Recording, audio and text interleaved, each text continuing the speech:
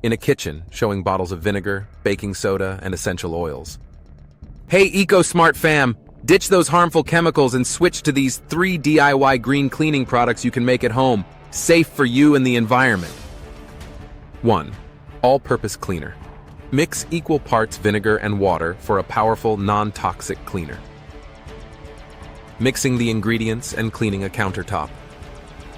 2. Glass cleaner. A mix of vinegar and rubbing alcohol makes windows and mirrors sparkle without streaks. Cleaning a window with the solution. 3.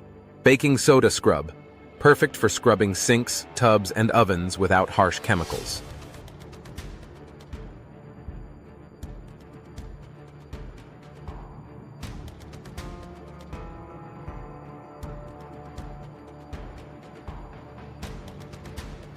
Which DIY cleaner are you excited to try? Comment below, and don't forget to subscribe for more easy eco-living hacks.